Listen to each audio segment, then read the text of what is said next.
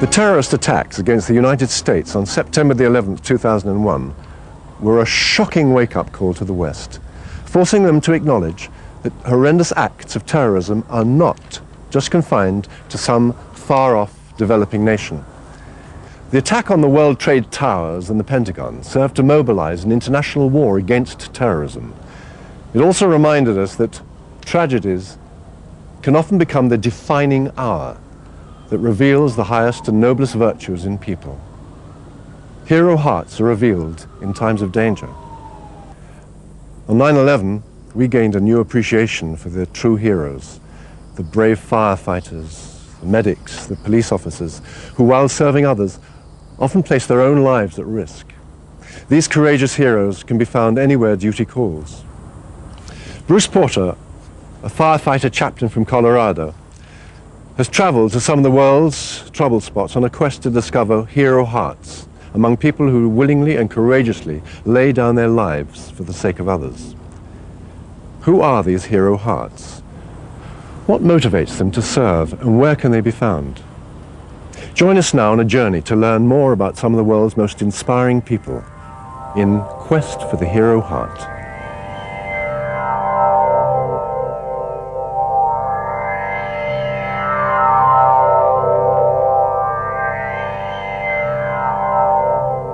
Inspired by the volunteer members of the Inter-Canyon Fire Department, Bruce joined the department in 1998. I've always been fascinated with people who are willing to take risks and inconvenience themselves for the sake of other people. When you see the hero heart, you can't help but be inspired by it. And of course, the best heroes are the ones that don't like to be called heroes. Usually they're ordinary people that are thrust into extraordinary circumstances, and they rise to the occasion. They show up for duty. They do what's necessary. And it's been a great honor for me to be associated with the Inter-Canyon Fire Department where I live.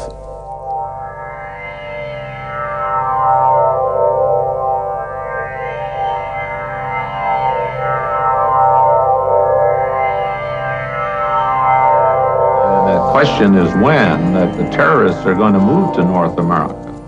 I think clearly the United States and Canada could be prime targets. The idea that it can't happen here is ridiculous. On 9/11, 343 of New York's firefighters and 23 police officers ran into those doomed towers and sacrificed their lives to save thousands of people. The true heroes in every civilized society are those who respond to human need in dangerous circumstances, whether natural or human-caused. 9/11 redefined the concept of hero in the minds of millions of Americans. I know he definitely felt in his heart that he was doing what he was supposed to be doing. He was really just doing what he was supposed to do, you know. Mike was a true fireman. He had it in his heart. He loved his job. My name's Joseph Jaffe from Engine Company 33, and these are my friends. He always trained to be better, constantly training, became lieutenant, was on the captain's list, had study groups here with all these wonderful men. None of us expected this, you know. We lost 10 guys that day, all responded to the World Trade Center. They went on the second alarm, so they were there pretty fast, probably within the first 15 minutes. Hundreds and hundreds of firefighters rushed into that building without regard for their own safety, carried equipment, and ran up the stairwells and helped thousands of people escape that terrible, terrible Holocaust before the towers collapsed. And I'm sure they were scared. I'm sure they were really scared, but they didn't let that take over, you know. And that says a lot, but Watching the horrifying news of the unfolding tragedy of man's inhumanity to man on 9/11, Bruce purposed in his heart to go to New York to help in the cleanup. As soon as the nationwide air travel shutdown ended, he caught the first plane to New York to volunteer. My chief gave me his blessing, and I went to New York, arriving 6 days after the World Trade Towers collapsed, and walked up on a scene that is something so horrible that even the worst apocalyptic movie could never do it justice. Over 27 square acres of utter devastation, smoking ruins, and the smell of rotting body parts in the mud. As firefighters, we came together as a fraternity, and it was nice. It was nice to see that we had support. And hundreds of guys came down there and worked that site those first couple of weeks from all over the country. And that was, it was nice to see. And in the midst of that scene, I saw men and women, firefighters, police officers, covered with grit and dirt, who had been out there for days with buckets, going through the debris, trying to find a survivor, trying to find their friends, because so many of them lost close personal friends in that terrible tragedy. We all do the same job, whether it's in this big city or small county somewhere. The one thing I will say on a good note, though, is I do feel that the unity that we have in this city and this country right now is definitely a gift that they've given us, You can see that at times can be a dangerous job and sometimes gut-wrenching. This is tough to deal with. These are 10 personal friends. 2,823 people perished when the towers fell. Bruce joined hundreds of fellow volunteer firefighters from across the United States and Canada who came to stand with their wounded brothers in New York. He's humble. He would never want the thanks. And I in a way, I don't either. It's okay. I mean, that's what the job's all about, I more so, I want him back for my son, I remember how amazing it was to sit around fire stations in New York with some of the firefighters that had been on scene when the World Trade Towers collapsed. And we spent a lot of time telling jokes, kind of trying to be lighthearted. Show your scar. We want to see the scar. My card. Okay. Yes, I can only show the low one. Okay, Lieutenant. Oh yeah, don't show the upper one. Check that out. There's a battle scar for you. You know what happened? The pastor got mad at me. He took a shot at me. He goes, "How often do you go to church?" I said, like, maybe 6-7 times a year, and he went up on me. I had my back turned. So. And he tried to kick you in the rear end, and he missed, right? So now I go to church every Sunday. I want everyone to know that. Now you're motivated. God bless you all. Sometimes rescue people have dark humor. They laugh at things that other people might find distasteful, but it's really a way of dealing with the tension, because it's easier than crying. And I also saw a lot of guys cry. I saw a lot of guys tell me about their friends that had died, and how hard it was for them to face their widows. Many of them were friends. Some of these guys had kids, so, the wives, are being strong for the kids. Some of the kids were young, they don't understand, they don't know, and others, they know Daddy's not coming home, so. A lot of kids don't have fathers right now, and there's nothing more you can say. They were Class A guys. They were phenomenal. They're going to be really missed. Really, really missed around here. Really, everybody had their own character. It's definitely not going to be the same around here anymore. Definitely. That's all I really can say about them.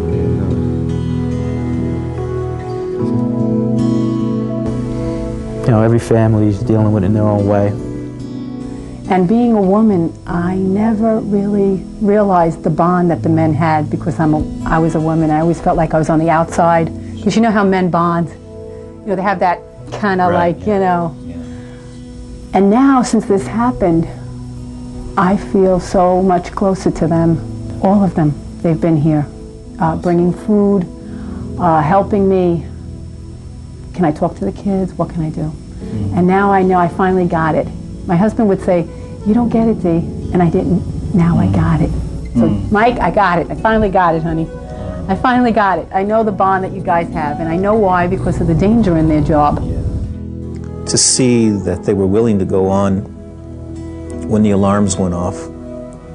The trucks rolled, these guys grabbed their equipment, they went out the door.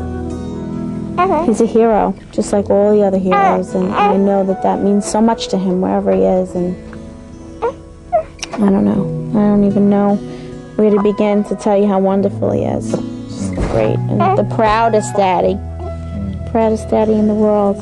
And I thought, I'm among heroes, I'm among the giants of the land. I'm among people that the world isn't worthy of.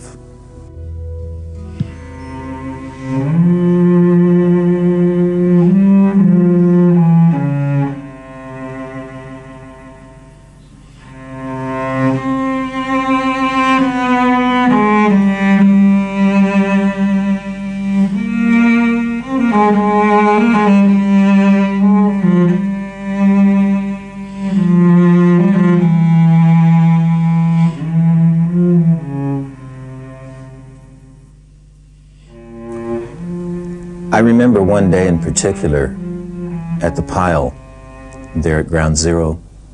It was a rough day. It was raining. Everybody was soaking wet.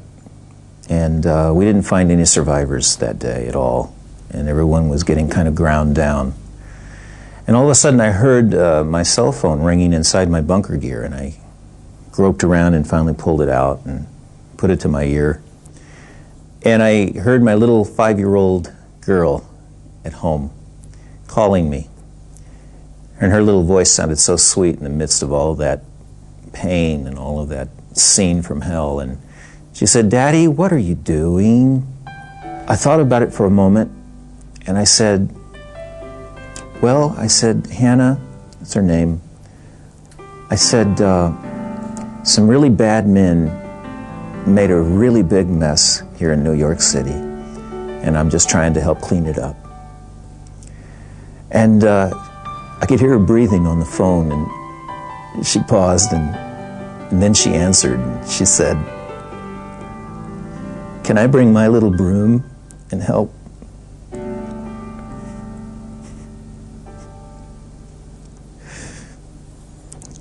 And I felt at that moment that that's all I had was a little broom, just a tiny little broom.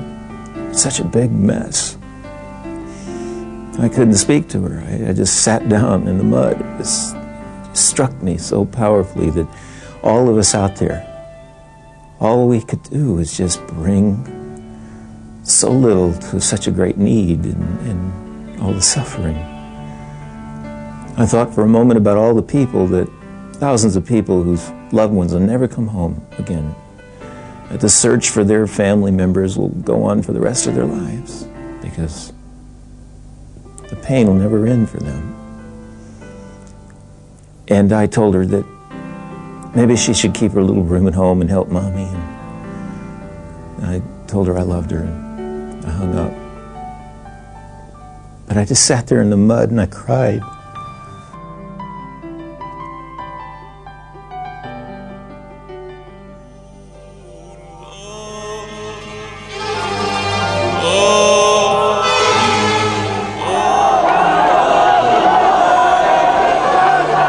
As many Islamic people danced in the streets for joy on 9/11, the United States girded itself for war. Islamic nations were put on notice that the United States would not allow those responsible for these attacks to go unpunished.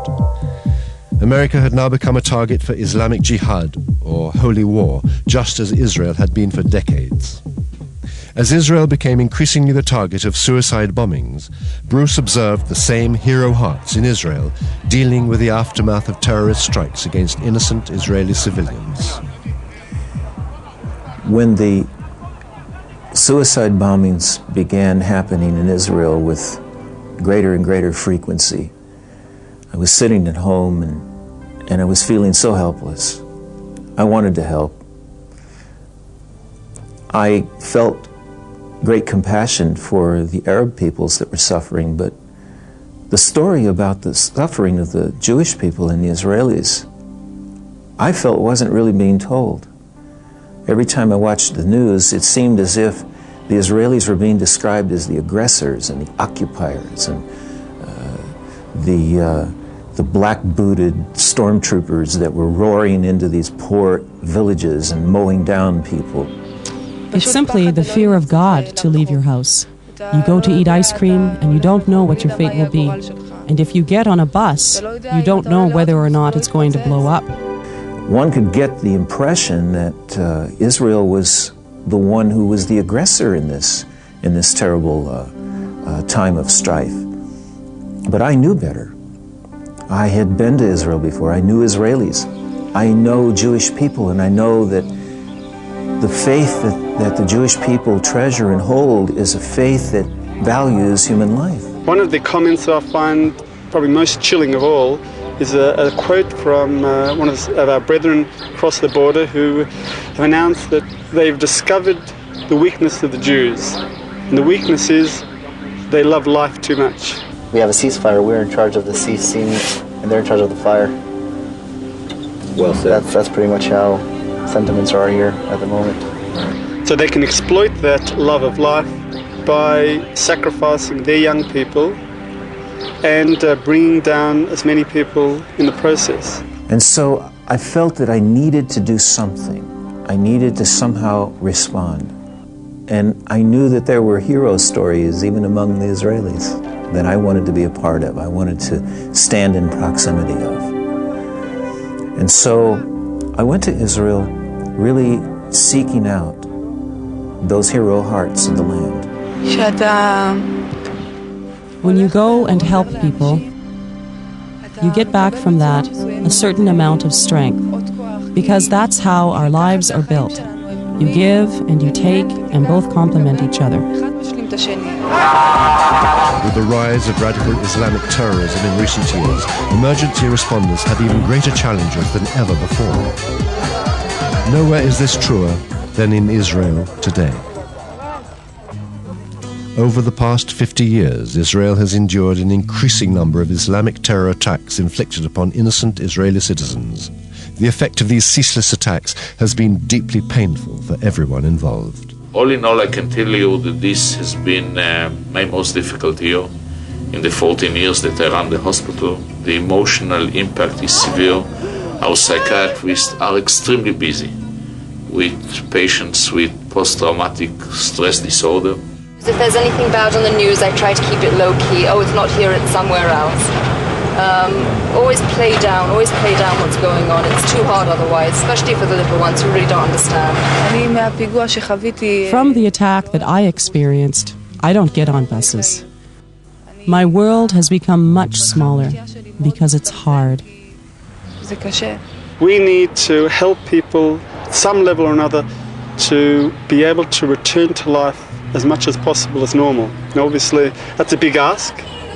And probably people overseas in New York, for example, who've experienced the Twin Towers explosion, can understand the enormity of how to go about one's normal life if that sort of explosion occurred not just once, but week after week after week after week. And this has been ongoing on different levels. For the past year and a half, we've been having bombings and shootings on a daily basis, sometimes 2 or 3 times a day.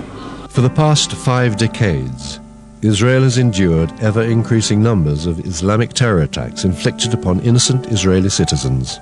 The new phenomenon of the suicide bomber has brought into focus a particularly disturbing form of mass murder.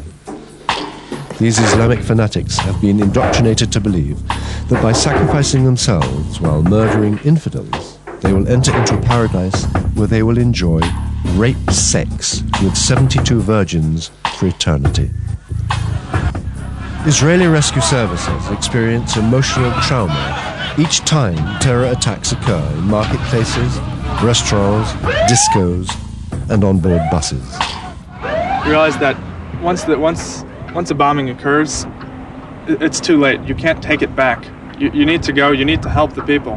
Most people have never seen, especially my age, maybe people a bit older, they have more experience doing other things. For me, I'm 18 years old. I'm not even in high school. I haven't even gone to college yet. And it's just knowing that I've had to see something like that is just one of those things that... To see pieces, of the bus and body parts scattered around, it's very emotional because you realize that a person did this intentionally to other people. I've never seen something so bad in my life where you just see, the doctor say, okay, I'm sorry, your son is dead. And it's just like, I feel bad inside. I can't imagine. I see the parents, the father just falls to the ground crying. The mother just, is in tears. I can't even imagine being in that situation. And just knowing that, your son has died from a terrorist attack, just, you're thinking, why God, why did this happen?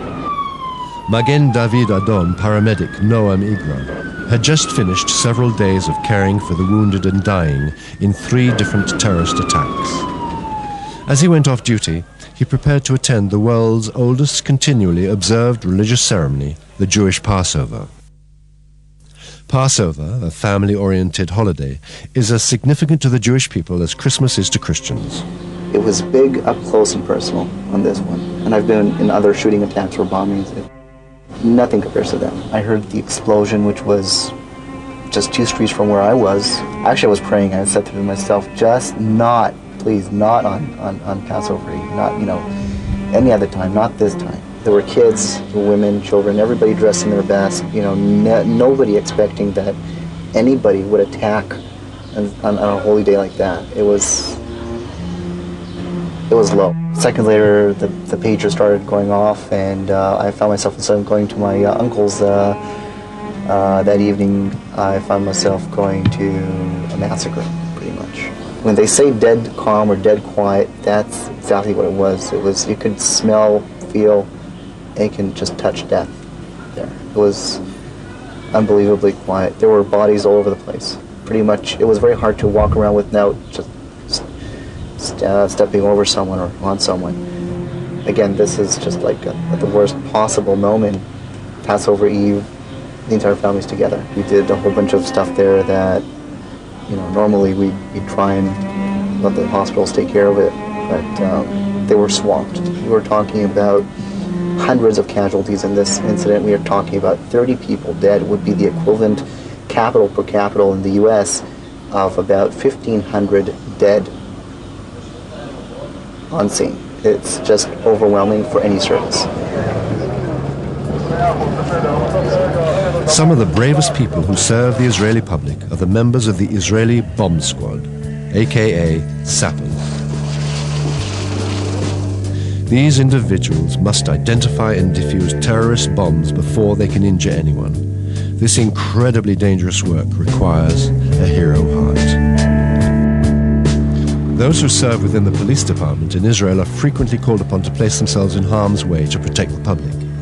Adam Garfield, an officer who was terribly wounded in a recent terror attack, set a sterling example of a hero heart when one night he and his fellow officers confronted a terrorist firing upon innocent people. I found myself face to face with a terrorist who was using an automatic weapon and firing in every direction to windows, to kids on the streets.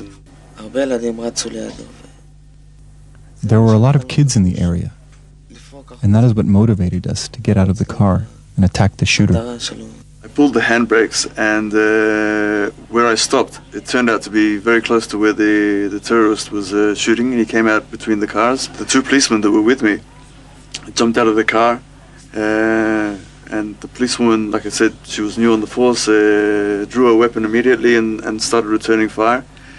I jumped out of the car also to head this guy on, and found the 2 policemen that were with me on the pavement, face down. Actually, I don't think that I'm a hero. I did what I had to do as a soldier and a policeman to stop the shooter. We did the best job we could, but we were injured, and that happens. It's a lot of support from people we don't even know.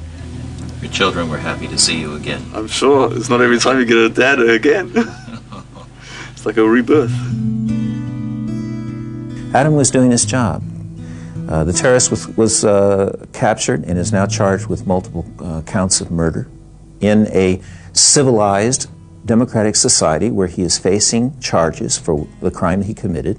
He was not summarily executed. He was taken into custody and given the rights under the law that every other person here is afforded. But Adam is the father of 7 children. And I was amazed that he was willing to place himself at such personal risk in service to his fellow citizens, in spite of the tremendous responsibility that he has as a father and a husband.